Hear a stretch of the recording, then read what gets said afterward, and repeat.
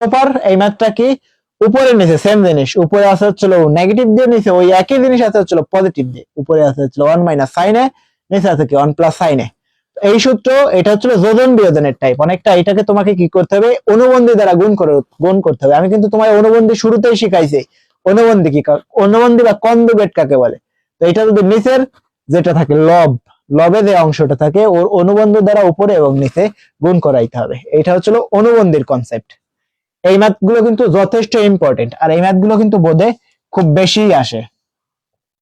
তো এই জায়গায় দেখো তো, এই ফরম্যাটটা তোমাকে চিনে রাখতে হবে। তোমাকে একটা রুট দেওয়া থাকবে, এরপরে তোমাকে কিছু জিনিসপত্র দেওয়া থাকবে, এরকম একটা ফাংশন দেওয়া থাকবে, উপরে দেওয়া থাকবে প্লাস অথবা মাইনাস, এই জায়গায় আরো একটা ফাংশন দেওয়া থাকবে, নিচে সেম জিনিস থাকবে, সেম ফাংশন থাকবে, উপরে প্লাস অথবা মাইনাস দিয়ে আরো একটা ফাংশন থাকবে। এরপরে তোমাকে কোনো একটা কিছু প্রমাণ করতে পারবে, যদি এটা এ হইতো, এটা যদি বি হইতো, সেম জিনিস এ বি, হয়তো উপরে যদি তুমি প্লাস থাকে নিচে মাইনাস থাকবে, এই উপরে যদি প্লাস থাকে নিচে মাইনাস থাকবে, আর উপরে নিচে যদি প্লাস থাকে তার মানে উপরে মাইনাস থাকবে। বুঝতে পারছো? এই টাইপটা তোমাকে ধরতে হবে কিভাবে। এটা হচ্ছে অনুবন্ধের টাইপ, অনেকটা যোজন বিয়োজনের মতো। তোমাকে এইভাবে এক্সিকিউট করতে পারতে হবে। একটা রুট দেওয়া থাকবে, এর ভিতরে একটা উপরে সেম জিনিস থাকবে, উপরে পজিটিভ আকারে, এট দ্য সেম টাইম থাকবে নিচে হচ্ছে নেগেটিভ আকারে। তো তোমার আমি ওই দুইটাকে একেবারে দিয়ে রাখি, প্লাস মাইনাস আকারে থাকবে। তো এরপরে তোমাকে এই ম্যাথটাকে কিভাবে এই অংশগুলোতে তুমি কনভার্ট করবে। তোমার নিচের যেটা থাকবে সেম সেম জিনিসপত্র থাকবে, তো ওই নিচের যে জিনিসটা থাকবে ওর কনজুগেট দ্বারা উপরে নিচে গুণ করাইতে হবে। কনজুগেট মানে কি, কনজুগেট মানে হচ্ছে অনুবন্ধী। এই এই অংশ দ্বারা তুমি কাজ করো, ত্রিকোণমিতির দুই অংশ দ্বারা ওইটা থেকে তুমি এইটাই আসতে পারো, অথবা এইটা থেকে ওইটাতেও যেতে পারো, কোনো সমস্যা নাই, তুমি যে কোনো একটা নিয়ে কাজ করলেই চলবে। তো দেখো root over of 1 minus sine A divided by 1 plus sine A, তো তোমার কি করতে হবে, এই যে হরের অনুবন্ধী দ্বারা উপরে এবং নিচে গুণ করাইতে হবে। গুণ করো 1 মাইনাস সাইন এ, এর অনুবন্ধী কি 1 মাইনাস 1 প্লাস 1 প্লাস সাইন এর অনুবন্ধী হচ্ছিল, এর ভিতরের চিহ্নটাকে চেঞ্জ করে দিলে যেটা পাবো সেইটা হচ্ছিল অনুবন্ধী 1 মাইনাস সাইন এই হচ্ছিল এর কনজুগেট, এর কনজুগেট কে এর অনুবন্ধ হচ্ছিল এই বেটা, ওর অনুবন্ধী দ্বারা উপরে নিচে গুণ করো, তার মানে 1 minus sine A divided by 1 plus sine A plus beta গুণ করা দাও 1 মাইনাস সাইন এ। তো সোফার কথা হচ্ছে তোমার এই জায়গায় থেকে কি করবে, এই জায়গায় থেকে সেম জিনিস, তো তুমি দেখো তো উপরে সেম সেম জিনিস আছে গুণ করায় দাও, তার মানে কত 1 minus sine A whole square divided by, এইটাকে কিন্তু সূত্রে ফেলা যায়, A plus B into A minus B, সূত্রে ফেলাও, তার মানে 1 মাইনাস সাইন স্কয়ার এ মিলছে 1 মাইনাস সাইন স্কয়ার এ। এই 1 মাইনাস সাইন স্কয়ার এ কে তুমি কিন্তু আরো একবার ভেঙে লিখতে পারো, 1 মাইনাস সাইন স্কয়ার এই beta 1 minus sine whole square divided by 1 minus sine square A মানে কি কজ স্কয়ার এ, সরি এটা তো থিটা, কজ স্কয়ার থিটা। এই জায়গায় কিন্তু আমরা এ দিয়ে রাখছি, ও সূত্রে তো এই রাখছে এ থিটা এ বি সি যেটাকে না দেওয়া থাকে তুমি বের করতে পারবে সেম জিনিস, এ দেওয়া আছে। তো তুমি দেখো তো এই রুটকে কেটে দিতে পারো, তাই না? রুটকে যদি তুমি কেটে ফেলো, এই স্কয়ার রুট বাদ, তার মানে 1 minus sine A divided by cos A. তো তুমি এই জায়গা থেকে পরবর্তীতে ভেঙে লিখতে পারো। আমি তোমারে কিন্তু মাত্রই শিখাইছিলাম যে বাকি ক্যালকুলেশনটা যদি আমরা এই অবস্থানে দেখি তাহলে আমরা এই অংশটাকে একটু মুছেই ফেলবো।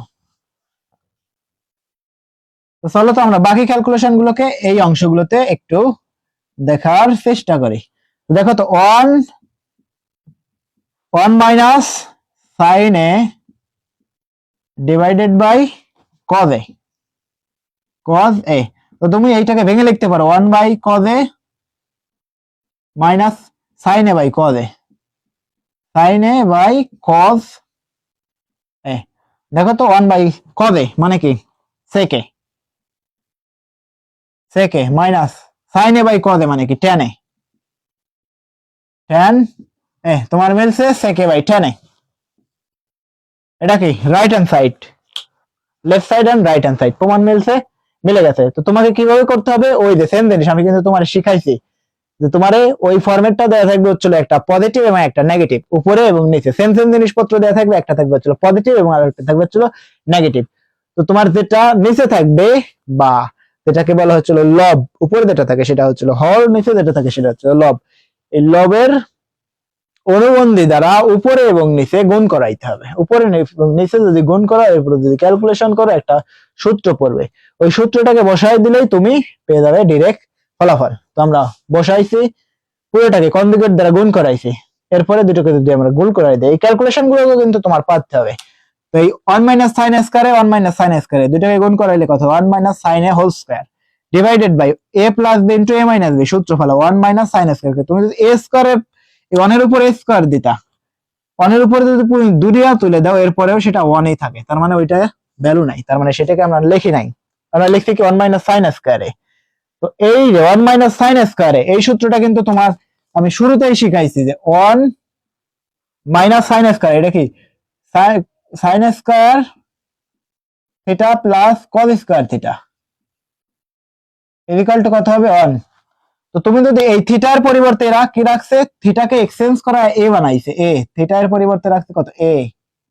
তো তোমার এই যে কি আছে 1 মাইনাস সাইন স্কয়ার থিটা, তুমি যদি কস কে রাখো, cos square theta equal to sine কই পাশে পাঠাই দাও, 1 মাইনাস সাইন স্কয়ার থিটা। তো এই যে তুমি 1 মাইনাস সাইন স্কয়ার থিটার পরিবর্তে কস স্কয়ার থিটা লিখতে পারো, ওইটাই আমরা কিন্তু লিখছি।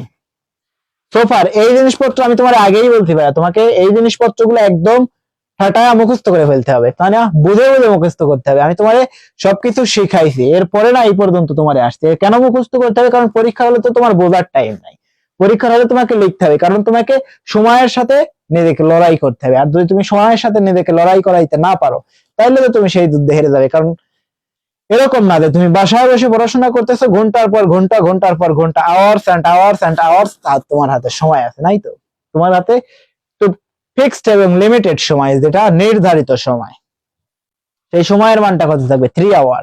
ম্যাক্সিমাম টাইম থাকবে তোমার জন্য সর্বোচ্চ 3 ঘন্টা। আর এই 3 ঘন্টার ভিতরে তোমার দাদা কিছু করার আছে, সবকিছু করে ফেলতে হবে, তাই না। তো ওই যে পৃথিবীর একজন ধনী ব্যক্তি ছিলেন, তার নাম ছিল কি, যিনি ছিলেন খবরের কাগজ কেনার মতো তার কাছে টাকা ছিল না, তাই না। তো তুমি ওই ব্যক্তিটার নাম খুঁজে বের করো, যে খবরের কাগজ সব থেকে ধনী ব্যক্তি, আর তিনি যখন সব থেকে ধনী ব্যক্তির তকমা পান, আর তাকে যখন জিজ্ঞেস করা হয়েছিল যে এই আপনার জীবনে এই এত বড় একটা সাফল্যের পিছনের কারবারটা কি আসলে, আর তিনি কি বলছিলেন, যে live every single day life, this is the last day of your life. তো আমি ঘুম থেকে ওঠার পরে জীবনে এইটাই মেনে নিয়েছি, যে এটাই আমার জীবনের শেষ দিন, আর আমার জীবনে যা যা কিছু না পাওয়ার আছে এই দিনের ভিতরেই সবকিছু কভার আপ করতে হবে আমাকে, এরপরে আমার হাতে আর কোনো সময় নাই। তো তুমি যদি তোমার প্রত্যেকটা দিনকে প্রপারলি এক্সিকিউট করতে পারো, তাইলেই না তুমি খুব ভালো ফলাফল বয়ে আনতে পারবে, ডেফিনেটলি পারবে, তাই না। কারণ দেখো না, আল্লাহ সুবহানাহু ওয়া তাআলা প্রত্যেকটা দিন তোমার জন্য বরাদ্দ করেন।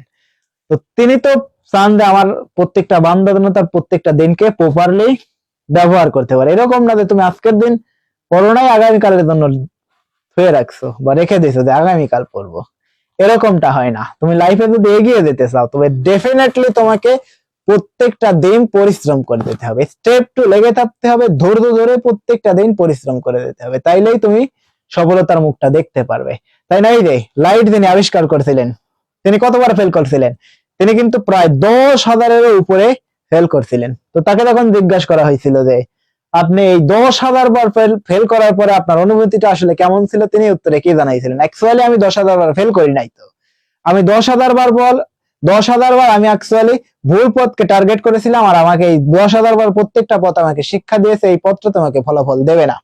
তো শেষ পর্যন্ত আমি কিন্তু